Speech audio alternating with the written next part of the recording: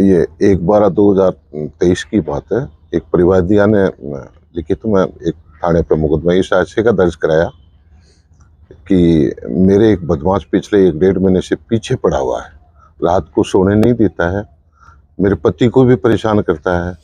हम दोनों पति पत्नी के मोबाइल पे गंदे मैसेज भेजता है, बार बार फ़ोन करता है। उसकी रिपोर्ट और ड्यूटी के दौरान मैं जब बालोतरा रेलवे स्टेशन पे काम करती हूँ, तो एक दिन उसने रात को मेरे टिकट घर में चिटकनी कुंडी लगा दी बाहर से। उसकी महिला की जो फरियाद सुनकर हमने मुकदमा दर्ज किया। मुकदमा दर्ज करने के बाद में लगातार आरोपी गंदे मैसेज भेजता रहा। गंदे मैसेज की प्रिंट हमने निकाल के पत्रावली में शामिल पत्रावली की, महिला के बयान भी कराए। आरोपी के लगभग 5-7 सिमें की कॉल डिटेल CDR निकला कर उनका विश्लेषण किया, अवलोकन किया, तो वो गरीब मजदूरों की सिमें होना पाएगी। उन गरीब लोगों से को बुलाकर हमने पूछताछ की, तो ज़्यादातर ये मजदूर वर्ग के लोगों के बयान लिए गए। उन्होंने बताया कि साहब शाम के टाइम हम दिन भर काम करते हैं, शाम के टाइम शराब के ठेके पे चले जाते हैं, नशा शराब में कई बार मोबाइल गिर भी जाता है, या कोई ज़्यादा नशा में फ़ायदा उठा के कई बार नशा बैठने वाला व्यक्ति हमारा मोबाइल भी मजबूरी में चुरा लेते हैं। इस प्रकार आरोपी का हम पीछे करते रहे। आरोपी इतना चतुर और चालाक प्रवृत्ति का है। CDR का जो अवलोकन किया, तो कई महिलाओं को ये फोन मैसेज करता रहा। महिलाओं में से एक महिला ने हमें थोड़ा सा इशारा किया कि एक हाथ से वो जड़ा हुआ है और गलाट भी उसका जड़ा हुआ है, और राजपुरोहित उसको कहते हैं, और यहीं घूमता रहता है। उसके बाद हमने थाने से टीम बना के और बताए हुए हुलिये के आधार पे सुराग लगाया, और महिला पुलिसकर्मी की मदद लेके और उससे लगातार बातें करते रहे।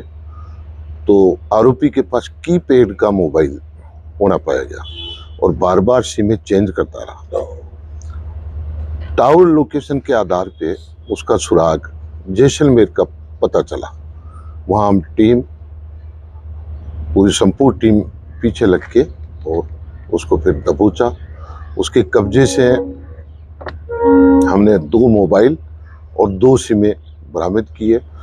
दौरान तफ्तीश ये गांव है वो छियाणी गांव, यहाँ बाड़मेर के आसपास अपने रामसर थाना, तो वहाँ से इसने इस प्रकरण दर्ज होने के बाद में 23/12/2023 को रात को 2-3-4 मंदिरों से चोरी भी करना ही इसने बताया, जिसके संबंध में थानाधिकारी से संपर्क कर उनको भी सूचना दी गई।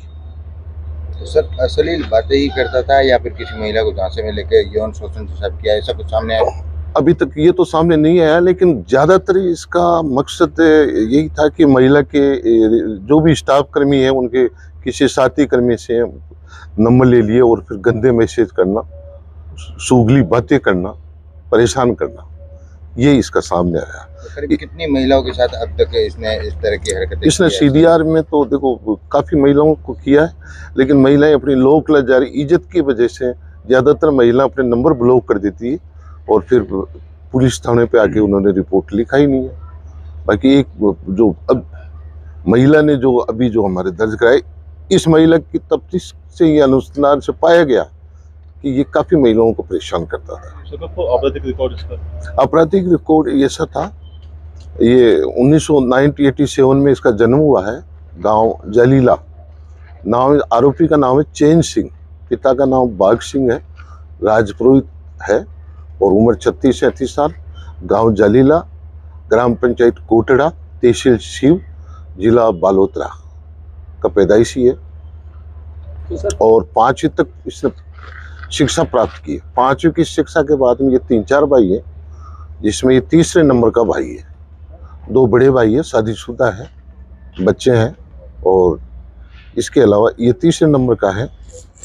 अमूमन तौर पर कहाँ रहता है, क्या काम अमूमन करता ये है? पिछले अनुसंधान से पाया गया कि ये अपने पुश्तैनी गांव को छोड़कर पिछले 2-3 साल में ये बाड़मेर रेलवे स्टेशन और आसपास में यहीं रहना, ज़्यादातर चोरियां करना, यही महिलाओं को परेशान करना, और पूछने पे बताता है कि मैं मजदूरी करता हूँ और ये अपने मिठाई का धंधा भी करता हूँ, लेकिन 2 दिन कर लिया और छोड़ दिया, और बाकी यही मजदूरों को परेशान करना, उनको मोबाइल चुराना और नशा शराब करना।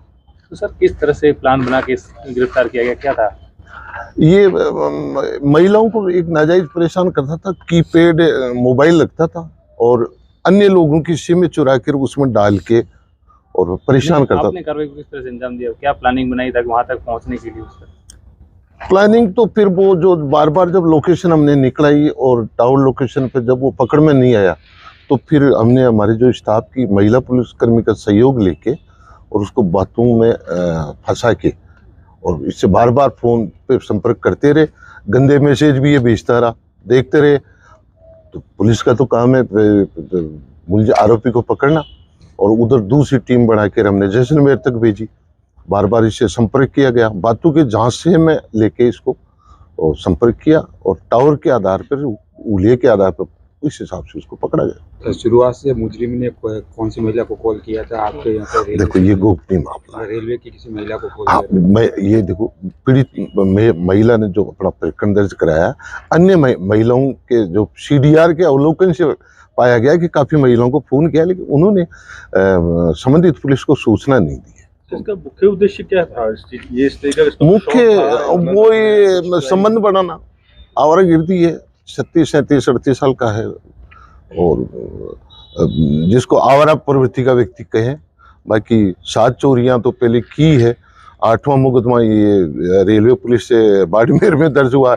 4 मुकदमे 3-4 मुकदमे अभी 23-12 को ही चोरी की है मंदिरों की, तो बदमाश प्रवृत्ति का व्यक्ति तो है। ये कितने समय से कर रहा था ये मेरे जो प्रकरण जो 1 महीने में दर्ज हुआ है, इस 1 महीने की जो मैंने सीडीआर निकलवाई है, इसमें तो मेरे कॉल डिटेल से ही बता सकता हूँ। नर्सिंग महिला को भी कॉल करता था?